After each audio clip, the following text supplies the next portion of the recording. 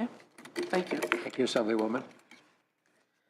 So on page 3, as we move forward, the difference between the two houses is the $49.5 million one time that the Senate has proposed, and then the trailer bill language. Next item is Adult Education, Southern California Regional Operational Center.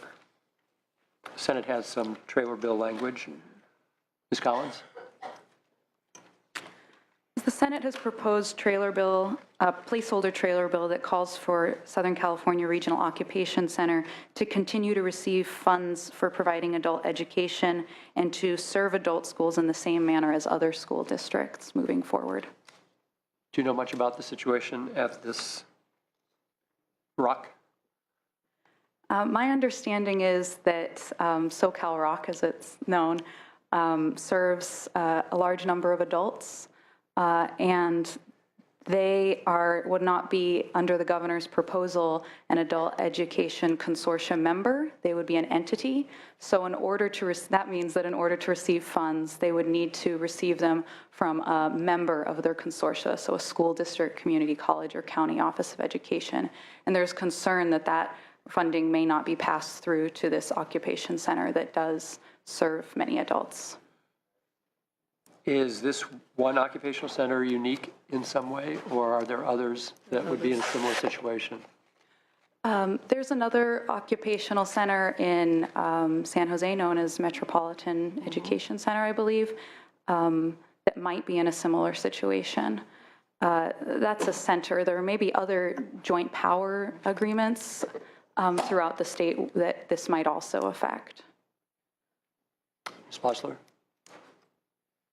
Yes, so our May revision proposal really refined that consortia membership. As you will recall, in January, we had a much broader coalition of entities that were on the consortia. But given criticism from the education community and many in it, we did refine that to make sure that it was the school entities, so the K-12 school, the community college, and then also the county office of education.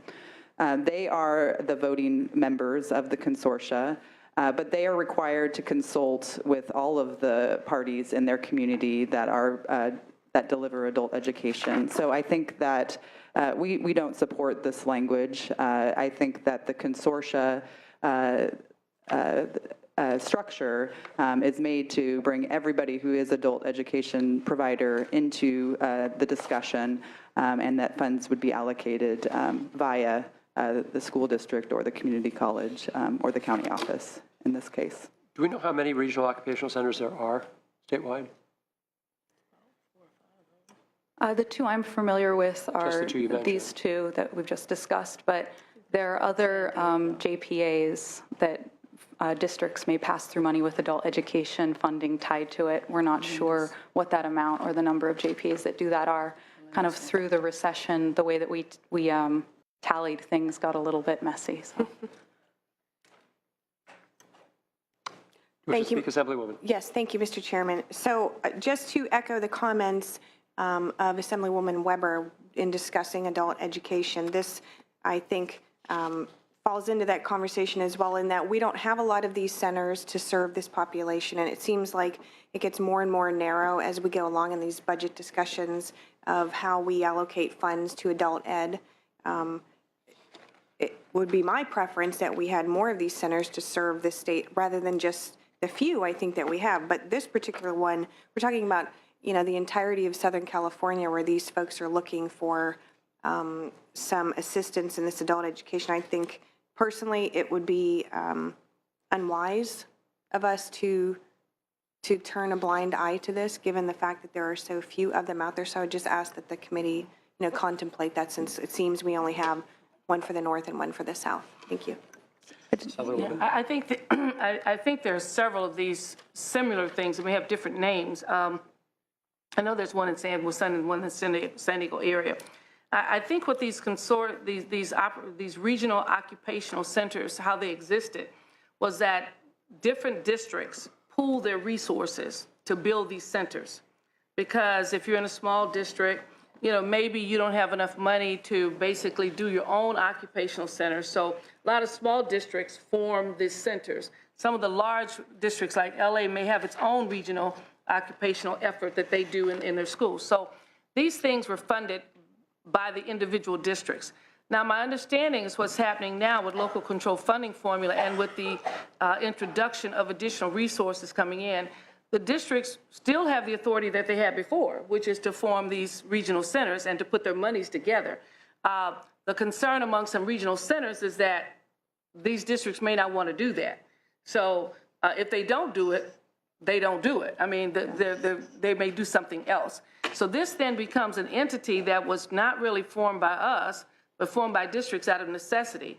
Now they want us to form, I guess, to support them in some way so they could be seen as a separate educational LEA almost agency operating alongside a district because they're not a district. And so it's kind of convoluted in a way. We have there are a number of these arrangements that people have. Some go through the County Board of Education and do a lot of their regional training in that area. So I'm not sure what we should do, but I think there are probably more of these out there than we know of. This one has been brought forward to us. It may still exist if districts choose to take their local control money and Torrance and others in that area and put it into this center to continue the kind of program that exists there. So, it's kind of a situation where I'm not sure if we need to walk into it because it generally has developed its own self and it kind of works its way out. My understanding is how these things go. Yes, and I think the big change was during the recession when we did flex the adult education categorical. So it was a standalone categorical, and then that was given, the school districts were given flexibility to move money away from adult ed and into other core programs. And so this is really, this is really focused on regional. And so I actually think things like California Regional Occupation Center that are regional are actually really well suited to be funded under our new proposal, because the idea of the consortia is that these are very expensive programs, and they would benefit from being more regional in many cases. And so the idea is that these three members will get together and not only allocate monies, but also put together a plan for delivering adult education in their region. And so the idea is that we would have, maybe even more consolidations or joint powers where, one program might specialize in culinary and another program is going to specialize in some other important program.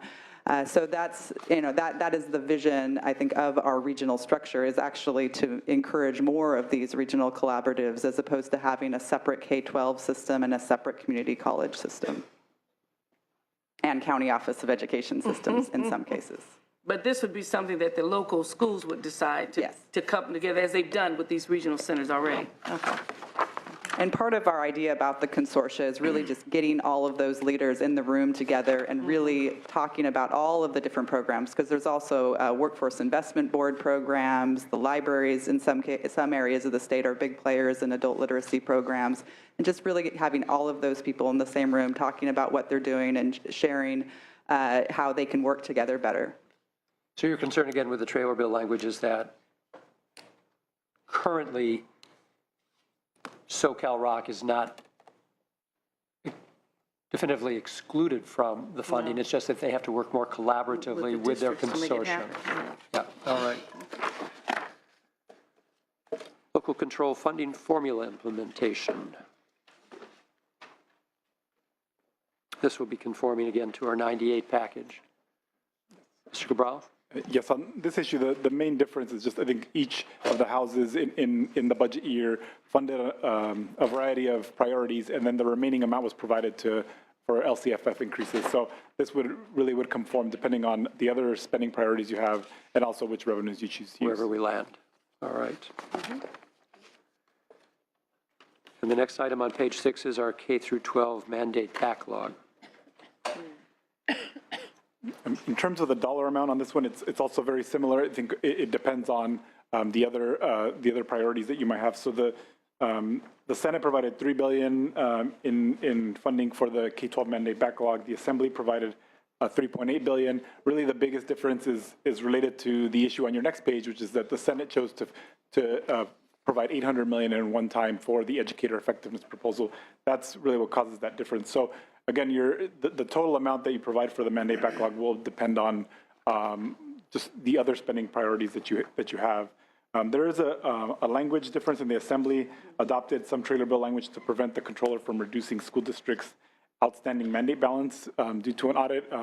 This is something that we would recommend on the Senate on the language. I think we have some concern that this is not necessarily that this would, if you are going to you want to pay off the mandate backlog, if there are some claims, some audits that show that some of these claims are not founded, that they've been disallowed, that you don't have to pay out the entire amount of the original unaudited claim.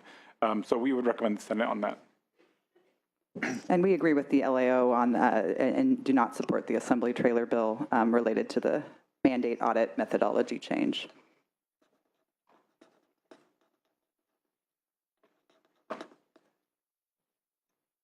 So noted. And I think, Mr. Cabral, you might have touched on this earlier, but the range of outstanding mandates is somewhere between $4.5 to $5.5 billion, rough numbers. Yes, yes, and it's in that range. I think in terms of the estimates for those are, I think, the K-12 and community college combined. I think the estimates of the K-12 backlog is that it was about $3.8 billion. Now, because these payments are being made out on a per pupil basis, some of the payments that are going to be made out will not necessarily retire the backlog, but we think roughly 80% of the amounts that are paid off, for example, in the governor's proposal will pay off the outstanding mandate claims. Okay. Yes, Senator Nielsen. What the governor's proposed is very substantive, paying of the mandates. Senator Nielsen, I think you need your microphone. The governor's action in the last two budgets seems to me like it's been pretty substantive focus on tying some of these mandates, but which is a part of the goal of the future to reduce our long-term obligations that keep getting us in trouble. Do you consider this another good positive step in terms of that mandate payment to the locals? Yeah, yes, we do, and I think both, in last year's budget and then in essentially any of the packages that you would take if you would take the governor's or either of the houses, there are two priorities really in terms of the dollar amount. There's LCFF and there's paying off our outstanding obligations. At this point, the mandate backlog is the only of the outstanding obligations in education that we have left. The budget would already pay off deferrals, emergency repair program. So we do think that these are two good priorities to have: increasing funding for our biggest ongoing stream and then paying off our outstanding obligations for mandates. Now, our analysis indicates that the Assembly language would allow the schools to be paid the mandate claims even if the claims are denied, disallowed. Is that correct in your interpretation of the Assembly language? Right. Our understanding is that I think in either case, the funding that's being provided in any of the plans, the language says funding will be provided on a per pupil basis based on the amount that you specify in your budget plan. And then, so everybody's going to receive the funding.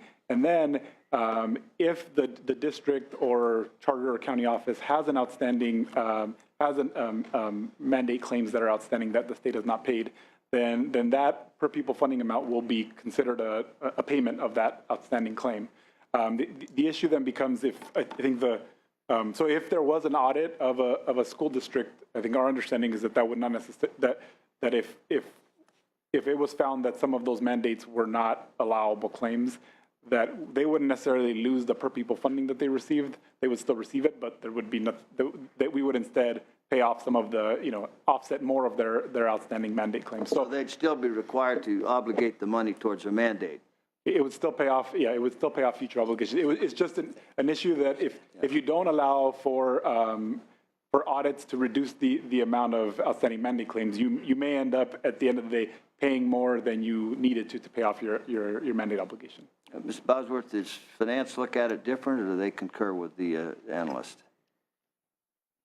We generally concur with the analysts on the language that the Assembly has adopted, and we think that really shifts the balance of proof to the districts, and it's part of our regular, not just with school districts, but with local governments as well, our check on that they are following the Commission on State Mandates guidelines related to the mandate determination, and that they're only submitting allowable costs for reimbursement. So I think it's an important part of our mandate system is that audit. Kind of the teeth in it, and I would assume you do not, the finance would not like the Assembly languages. No, we don't support the Assembly language.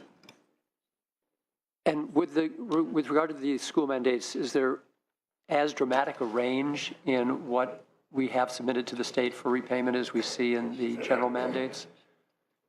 Because I know my understanding, there can be quite a range. Yes, there can be quite a range. For the same yeah, for the same reasons. Yeah. I mean, everybody's working on their mandate claims with guidelines from the Commission on State Mandates, but there is a wide range of interpretations of how to make those claims ultimately, and the controller has the job of going through and comparing what's been submitted against what the Commission has provided as guidelines to make those audits. One of the, quick question, because we're getting, and that's why I guess the trailer bill language is here, we're getting kind of different interpretations of what is really happening with the allocation of the resources. Some of our districts are saying that, as they put in the claims, that there's this pot of money, discretionary money in general, that everybody's getting based on ADA, okay? Then those who put in claims for resources coming back from mandates, if those claims are denied, according to them, that money then is subtracted from their, from the discretionary dollars that they're going to be given. So they feel like they're getting hit more than once. And so it's a real convoluted way, but we're hopefully they will, some of those districts, I know San Diego's one, will have a conversation with you concerning that, because that's what's driving this here language, that they feel like they're being penalized for putting in claims. And that if they hadn't put in claims, then they would just get the regular ADA allocation.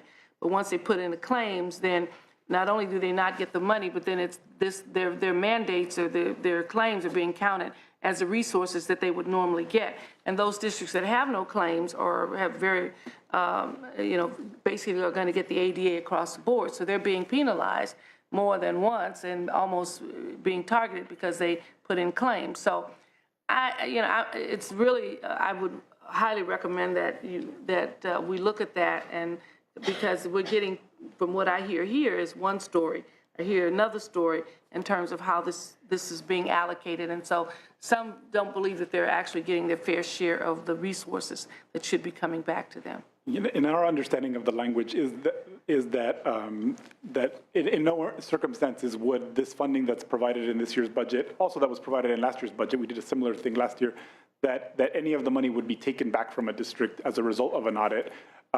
Now, if there's some uncertainty, I think we would think that clarifying language would help to ensure that that's exactly how it should work. Now, there is an issue, not about kind of whether you lose this funding stream, but if you are a district that did have a lot of disproportionately large amount of mandate claims,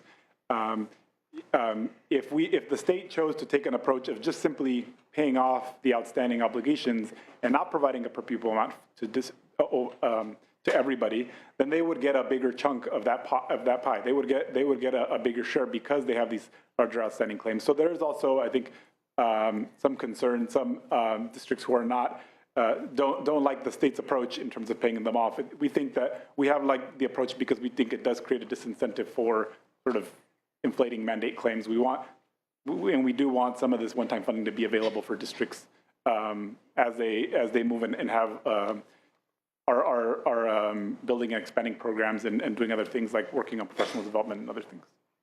But we have a number of districts who've made investment based on our mandate, I assume, resources, who've paid things based on what we require. And now they're being, in their mind, shortchanged for basically living up to the commitments to fulfill the mandates that we've given them. And then when resources become available, additional resources, those who don't have mandates seem to benefit more than those who put in. And so it's really, it's an unfortunate situation because, many large districts and very complex districts have a lot of mandates that they have upon them. They respond to those mandates with the assumption that the resources will come back. And then when we decide to give additional resources to districts, they're in a position where they're not going to get those additional resources, and they still and have to deal with their mandates. So, it's almost as if they're being, and it's nice for the state to say, well, now we have some money we want to share with everybody, without thinking that there are some districts who've invested already that they need to be paid back. And it's kind of like a person who owes you money, and all of a sudden they buy a new car. You kind of get upset unless they give you back your money first. At least I do. And so that's it's one of those kind of situations that doesn't seem fair in that sense in terms of the commitment that we made to districts with regards to mandates. I strongly suggest that we look at that and see if San Diego and some of the other districts that have concern about those large districts, if they're not being shortchanged in this process. Could we find out if, in fact, districts are having money withheld if they are submitting claims that are being denied? Because as the Assemblywoman's just described the situation, they're losing twice, and that shouldn't be the case. At the same time, we do need an unbiased referee to determine what is a reimbursable cost and what is not. But there shouldn't be a penalty for trying to cover the cost of the mandate that we've imposed. And my understanding is that that's not necessarily occurring, but we can double check with the controller and have conversations. We should to make sure resolve that's that. the case. Ed Hansen, Department of Finance, just a quick point of clarification. Part of the logic of putting the money out on an ADA basis is that all districts are required to comply with these mandates. It's just some districts may have not filed a claim, so therefore they may not, have an amount owed to them from the state of California. So that's the logic of why the ADA basis is going out, because everybody is supposed to do the mandate. Understood. Thank you. Page 7, educator support proposal. 2 different proposals, each house. Mr. Cabral. Sure, and I alluded to this earlier in the Prop 98 overview, but I think these are both houses took action, set aside funding that was not in the governor's May revise to provide funding for some kind of teacher support. It's a very different approach in both houses. The Senate is providing one-time $800 million that's fairly flexible, and the Assembly is providing $190 million ongoing for 2 specific programs. The PAR program, Peer Assistance and Review, is a program specifically designed to help teachers. Usually it's teachers who are struggling, maybe perhaps they've had a bad evaluation, or it can be teachers who voluntarily want to be part of the program, that they work with a mentor teacher, and there's some classroom evaluations, and they provide feedback for them to help improve. And then the Beginning Teacher Support and Assessment Program is the program that we used to have that would provide funding to LEAs for providing the 2 years of induction for school teachers. Teachers are required, if they want to clear their credential within the first 5 years, they need to have 2 years of a BITSA program in order to have that credential finalized. So I think these are both programs that existed before LCFF. The funding for these programs was shifted and funded and provided to school districts as LCFF funding. So these are former categoricals? Yes. And just to underscore the point that the $800 million that the Senate's proposing is a one-time expenditure using one-time money. So I think out of the entire billion that the Assembly scores as potential discretionary funding, given the higher revenues, about which we disagree, that we're using that one-time money, 80% of it, right here for a one-time project. The Senate proposal is over a few years, isn't it? It's just not all 1 year, isn't it? Is the proposal for, not the 800 is standard in terms of, but it's to be used over 2 or 3 years, is that correct? Is there a time frame? It's our understanding that it's to be used over a 3-year period. 2 to 3 year period? Yeah, that's what I thought. One-time investment. So the investment's almost the same, other than Senate Assembly is ongoing. Yeah, so our approach was just slightly different than the Senate's approach, where we chose to keep the one-time money discretionary and let the locals decide how to divvy up that one-time for one-time purposes, which we fully expect professional development to be one of the things that a local district would fund with these significant one-time resources that would be sent out under the governor's budget. We do not support the approach of recreating the categoricals. As Mr. Cabral said, that these were categoricals that were folded into the LCFF, and our approach, again, is really to provide maximum flexibility for school districts to design professional development programs that work for their district. Would you envision having some goals and objectives for these as to, I understand the flexibility in terms of the governor's position with regards to that. Would you envision having some specific goals as to what should be achieved in the staff development that's built around student performance? Well, our entire rubric of accountability has really shifted under the LCFF, and we're now focused on these local control accountability plans that are submitted by every district. And in that plan, the description and of how the professional development would be delivered would be in those plans, and that would be really the avenue for evaluating the outcomes and accountability, and that would be that's evaluated not only at the County Office of Education, but are also submitted to the state as well.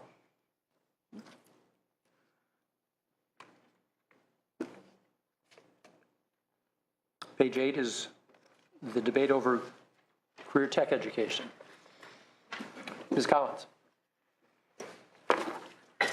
So I think we're familiar, pretty familiar with the CTE proposal. It's an incentive grant from the governor for $400 million in Prop 98 general fund in year one. It's a 3-year program. The general fund would move from $400 million in year one to $300 million to $200 million, and it would require also a local match from districts, 1-to-1 in the first year, 1.5-to-1 in the second year, and 2-to-1 in the last year. It would be a competitive grant, and priority would go to programs that have established CTE programs such that they've invested over the recession and up until now in those CTE programs, high-quality programs, programs in rural areas, and programs in regions with high dropout rates. The Senate proposes that this funding, approves the funding, but proposes it go out on an ADA basis based on the number of high school students, and also proposes, like the governor, that the programs operated by joint powers agreements receive funds, are also able to directly receive funds with written consent of local education agencies in their area. The Assembly has a similar proposal, but it distributes the funds based on all ADA to districts and does not include the joint powers agency's ability to directly receive funds. So on that point, since the Assembly did not move in the direction of the ADA as the Senate did. ADA, but not high school ADA. But not high school, that's the difference. Yes, most of these programs serve high school students. CT is primarily. Okay, thank you. I cut you off. Please proceed. Mm-hmm. Our LAO recommendation would be a compromise between the two houses. We recommend going with the Senate's high school ADA for that reason, that CT is primarily a high school program. But we would take the Assembly action not to allow programs operated by JPAs to receive funds directly because current law already allows JPAs to receive funding to pass through those funds to JPAs. Kind of like our conversation earlier with adult education, they already have that discretion to do so, and we think this would be administratively burdensome to say, LEA, how much do you want to pass to a JPA, get the consent? It's kind of unnecessary as we see it.